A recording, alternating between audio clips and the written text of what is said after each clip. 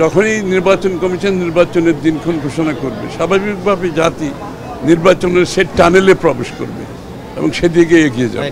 জামায়াতে ইসলাম থেকে মন্তব্য করা হয়েছে যে একটি দলের সাথে বৈঠক করে এরকম নির্বাচনের ডেট বা সিদ্ধান্ত হয়েছে, সেক্ষেত্রে বলেছেন যে প্রধান উপদেষ্টা তার নিরপেক্ষতা জায়গা থেকে।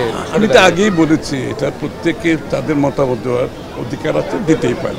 লাস্ট একটা প্রশ্ন, সেটা হচ্ছে যে একটি চেয়ারম্যানের সঙ্গে প্রধান উপদেষ্টা একদম 1-to-1 বৈঠক করেছে। সেই বৈঠকে আসলে আপনি তো নির্বাচনের কথা বলেছেন, এরপরে তো নিশ্চয়ই একটি চেয়ারম্যানের সঙ্গে কথা হয়েছে। সেই ক্ষেত্রে আসলে কি এখন কি পুরোপুরি নির্বাচনের প্রস্তুতির কথা বলেছেন কিনা, তার বার্তাটা কি? না, নির্বাচনের দিনক্ষণ যখন নির্বাচন কমিশন ঘোষণা করবে তো নির্বাচনের দিকেই তো যাবে, স্বাভাবিক না?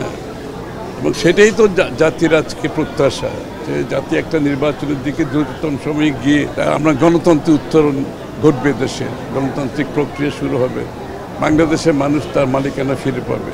সুতরাং নির্বাচনের যখনই নির্বাচন কমিশন নির্বাচনের দিনক্ষণ ঘোষণা করবে, স্বাভাবিকভাবে জাতি নির্বাচনের সে টানেলে প্রবেশ করবে এবং সেদিকে এগিয়ে যাবে।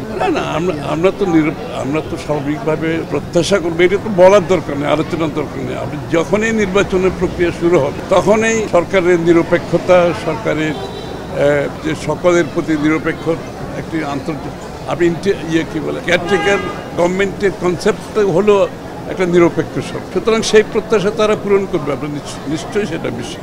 না, সংস্কারের ব্যাপারটা তো আমি আগেই বলেছি, এবং ডক্টর ইউনূস সাহেবও বলেছেন, জনাব তারেক রহমান সাহেবও বলেছেন, আমাদের সকল নেতৃবৃন্দ একই কথা বলছে, যেখানে ঐক্যমত যতটুকু হবে ততটুকু সংস্কার হবে, এবং বাকি অংশটা আমরা নির্বাচনের মাধ্যমে জাতির কাছে নিয়ে যেতে হবে। এটা তার সংস্কার তো চলমান প্রক্রিয়া, এটা তো এখানে শেষ হয়ে যাচ্ছে না, এটা নির্বাচনের পরেও অব্যাহত থাকবে। For more updates, follow us on Facebook, subscribe our YouTube channel, get the latest update on www.daily-sun.com.